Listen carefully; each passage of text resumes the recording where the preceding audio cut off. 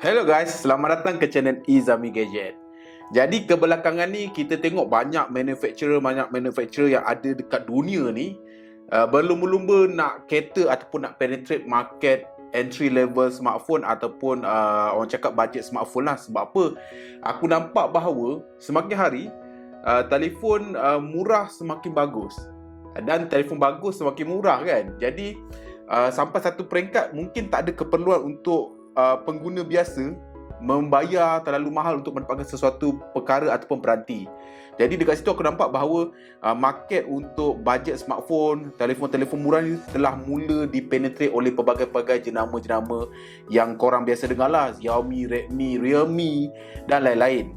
Dan dalam kancah persaingan tersebut, Honor juga tidak terlepas daripada join in sekali lah persaingan tersebut. Jadi di mana dalam video kali ni aku nak bawakan korang satu peranti iaitu Honor 9A. Obviously daripada Honor Malaysia lah. Jadi nak tahu apa penawaran yang ada dan berapakah tanda harga diberikan untuk melayakkan dia berada di dalam kelas peranti mampu milik ataupun entry level phone, pastikan korang tengok video ni sampai habis. Jadi tanpa melengahkan masa lagi, let's check it out.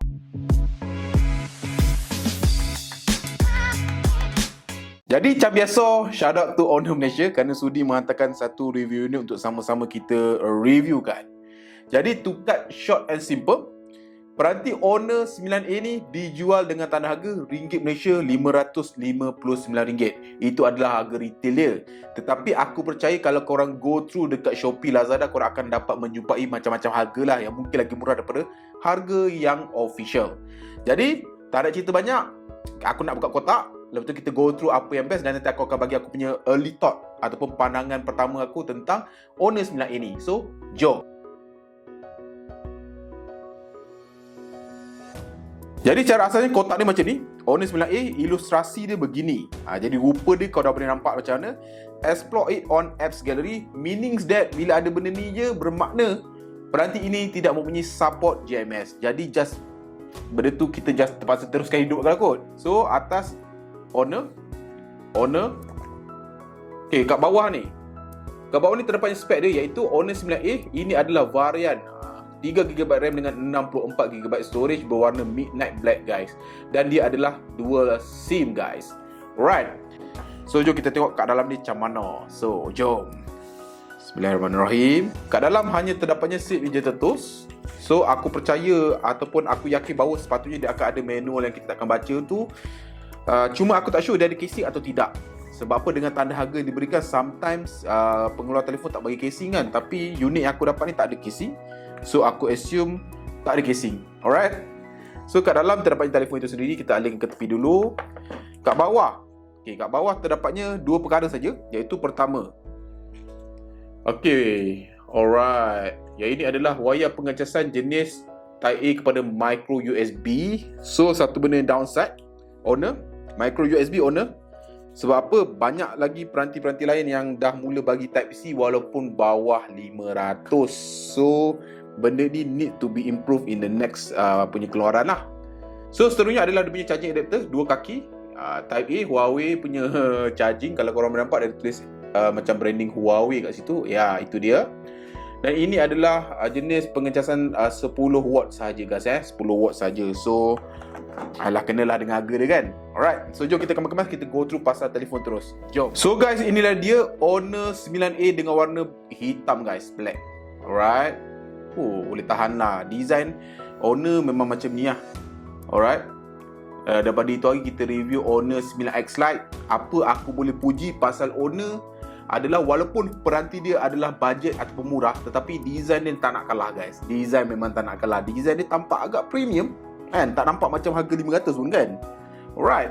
So jom kita boot up phone ni, kita go through apa benda yang patut yang ada pada telefon ni. So let's go. So macam biasa, phone bila boot up kita akan melalui proses yang dipanggil security. So jom kita test dia punya security dulu. Jom. Jadi untuk Honor 9A ni dia ada dua jenis security, iaitu face unlock dekat atas ni dan juga rear mounted fingerprint dekat belakang ni. So jom kita cuba rear mounted fingerprint dulu Okay, 1, 2, 3. Alright, 1, 2, 3. So far, physical fingerprint memang tak ada isu guys. Now, jom kita cuba dia punya face unlock pula. 1, 2, 3. Alright, lagi sekali. 1, 2, 3. Face unlock dia pun pantas dan padu. Alright. Jadi bila buka je dia punya security, kita akan dipaparkan dengan dia punya operating system lah, iaitu yang ini still lagi Android, walaupun tak ada JMS, still lagi Android. Ini adalah Honor Magic OS 3.1 ataupun 3 series berasaskan Android 10. Jadi sama juga macam MIUI itu hari, di mana sekarang diorang pun dah mula ada app drawer, ada dark mode kan, nampak hitam macam ni kan, dia ada pakai gesture dan lain-lain lah. So far tak ada apa-apa isu lah. Aku nampak lately Android operating system between cross brand dah mula lebih kurang menyerupai lah. Yang tinggal membezakan dia punya additional features dengan ikon punya talaan itu saja. Tapi dari segi lain-lain, semua dah ada app drawer, semua dah ada benda yang lebih kurang sama. Alright. So now jom kita go through the design secara ringkas. Jom. Jadi macam korang nampak, ini adalah paparan hadapan untuk Honor 9A ni, di mana dia menggunakan paparan bersaiz 6.3 inci jenis IPS LCD dengan kadar resolusi HD sahaja 720p. Dengan pixel per inch adalah 278 pixel per inci. Itu saja. Dan dia menggunakan jenis notch dekat atas dengan ada dagu yang boleh dikatakan agak moderate ketebalan dia lah. Tidak nipis, tidaklah terlampau tebal, tetapi ada dagu. Apa aku boleh katakan dari segi dia punya warna untuk IPS LCD, macam kita boleh expect, dia tak nampak shabby, tak nampak vibrant sangat macam OLED, tetapi still a good display. Kita cuba tengok kalau paling tinggi dia punya brightness. Ini paling tinggi lah. Okay, viewing angle pun macam okay kan. Okay, kita ketengahkan balik. Alright, itu untuk paparan depan. Beralih kepada bahagian belakang. Kalau korang nampak, ini adalah bahagian belakang dia yang diperbuat daripada plastik. Walaupun plastik kelihatan seakan-akan kaca ataupun gelas guys. So itu adalah dia punya cara dia menunjukkan kemewahan walaupun murah. Dekat atas ni terdapatnya setup 3 kamera dengan modul kotak, ada flash, ada perkataan triple kamera, ada dia punya rear mounted fingerprint, Honor branding. Itu sahaja, dan ini adalah berwarna hitam. Okey. Dekat bahagian atas hanyalah terdapat mikrofon, itu sahaja. Dekat bahagian bawah terdapatnya speaker grill, micro USB punya port, another microphone, dan juga yes guys, lubang apa? Lubang kegemaran Cik Kiah dan orang ramai, iaitu lubang bicu audio 3.5mm headphone jack. Jadi yalah, itu memang trend mid-range phone ataupun entry level memang semua bagi. Yang gatal tangan ni semuanya high-end flagship. Yang gatal tangan pergi buang lubang-lubang ni, yang ini masih ada. So good job. So dekat tepi sini terdapatnya on-off button, merangkap sleep button dan volume rocker up and down. Itu sahaja. Sebelah sini terdapatnya SIM card tray. Jom kita tengok SIM card tray dia berapa lubang. So far SIM card tray dia adalah 3 lubang, 2 SIM card, 1 micro SD card. So ini adalah micro SD card rasanya kot. Takkan yang Honor ni pun dibantai pakai Huawei card kan, NVMe jadi itu adalah micro SD card. So dia ada expansion punya slot. Alright, nice job. Now dah settle pasal design, kita nak cerita pula pasal spek. So jom. Secara asasnya, untuk spesifikasi, ini adalah boleh dikonsider sebagai entry level phone. Jadi Honor 9A ini menggunakan SoC, bukan daripada Kirin, tetapi kali ini dia menggunakan SoC daripada MediaTek, iaitu MediaTek P22. MediaTek P22 ni kalau aku tengok based on comparison dekat internet kan, dia kalau comparekan dengan Snapdragon, dia adalah Snapdragon 665. Tetapi kalau based on comparison yang ada, even MediaTek P22 dia adalah slightly better daripada Snapdragon 665. Jadi kita boleh expect bahawa dia dekat level-level itulah. Jadi varian yang ada adalah 3GB RAM dengan 64GB storage. So bagi aku agak besar dengan tanda harga yang diberikan dia punya storage tu lah. Jadi dari segi bateri pula, Honor 9A ini mempunyai bateri berkapasiti 5000 mAh dan support untuk pengacasan 10W. Jadi aku rasa 5000 mAh should be boleh bertahan 1 hari. Sebab apa, ini pun mid range punya ataupun entry level punya processor. So dia tak sepatutnya battery drain sangat lah. Cumanya pengecasan tu mungkin agak mengambil masa sikit lah. Lepas tu, walaupun begitu, ada satu benda special yang aku notice yang ada pada beranti ni adalah, walaupun murah, dia ada NFC guys. Dia ada NFC. So yang tak ada NFC tu, kenapa tak bagi? Ini ada NFC. Jadi settle pasal spek. Now macam biasa, kita go through cerita pasal kamera pula. Jom. Okey, jadi macam korang nampak dia mempunyai setup 3 kamera, di mana kamera utama adalah 13 megapiksel, kamera kedua iaitu ultra wide angle adalah 5 megapiksel, manakala kamera terakhir iaitu depth sensor adalah 2 megapiksel. Dan kamera belakang ni mampu merekod sehingga 1080p 30 frame per second saja. Macam biasa, so far tak ada EIS, so far tak ada OIS. Itu benda yang kita boleh expect daripada kamera entry level punya phone. Untuk kamera hadapan pula, dia adalah berresolusi 8 megapiksel dan dia adalah wide punya kamera, dan dia juga support untuk video recording 1080p 30 frame per second. Jadi aku dah ambil dia punya beberapa sampel gambar, so jom kita layan dulu.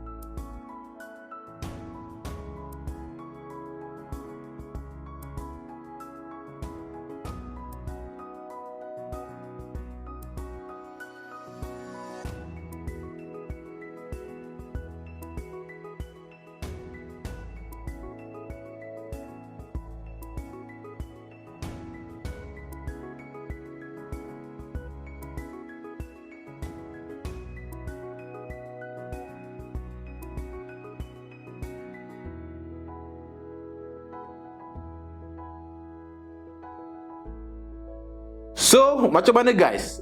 Dia punya hasil gambar dia okey tak? Satu benda yang aku suka tentang owner Huawei ni, semurah mana telefon dia, kamera still adalah dia punya selling point dia, di mana gambar dia hasilkan untuk penanti ini adalah memang sharp. Kalau kau compare dengan video-video aku lain, kalau kau tengok Samsung, Redmi ke, aku boleh katakan kalau dalam kelas harga sama, Huawei adalah number one untuk budget camera phone. Memang kamera tak nampak compromise sangat walaupun bukan 48 megapiksel kan. Sebab apa? Aku notice that lately banyak orang bagi 48 megapiksel tetapi dia punya hasil dia macam 5 megapiksel, 8 megapiksel.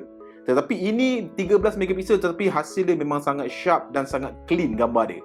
So far okey lah, dia punya bokeh mode dia pun boleh tahan jugalah. Alright. Now jom kita go through dia punya audio pula.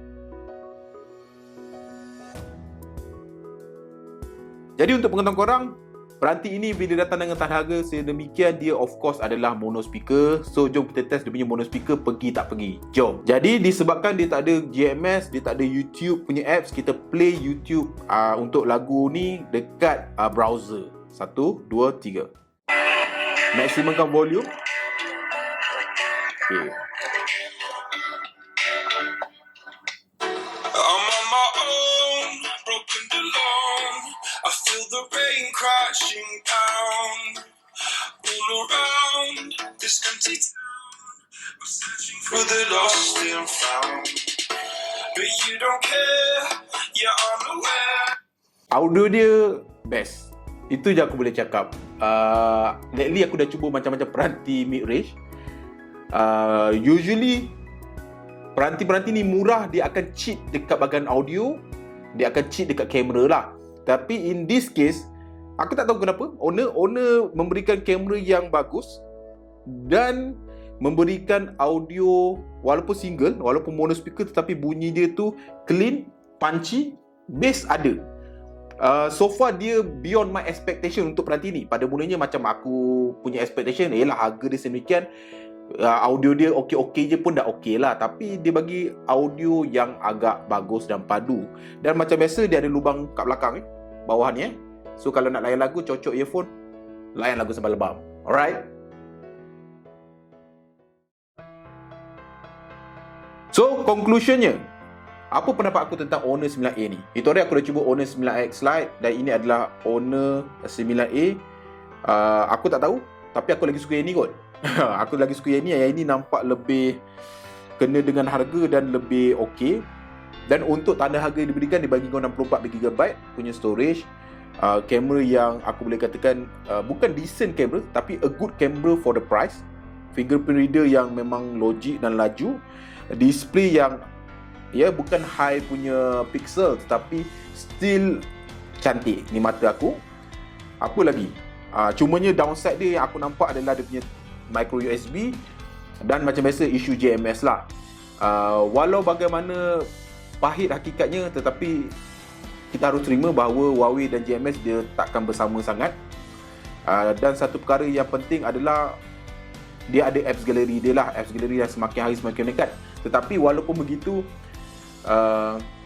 untuk orang yang bukan tech savvy, mana orang yang bukan mahir sangat pasal tech, benda-benda tak ada JMS ni korang patut untuk elakkan.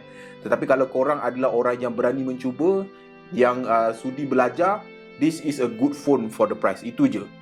So itu adalah hakikat yang pahit yang patut diterima, tetapi this is a good phone for the price. Dan aku rasa kalau phone ini ada JMS, memang ini adalah, aku boleh katakan, top selling for sure punya. Hardware wise okay, ada JMS, padu teruk guys. So guys, kalau kau suka video-video macam ini, penanti-penanti budget macam ni, korang boleh klik butang subscribe kat bawah. Support sikit geng. Nanti aku akan buat macam-macam lagi video penanti-penanti macam ni. Jadi sampai bertemu lagi di video datang. Macam biasa guys, Assalamualaikum. Ciao ciao. Bang.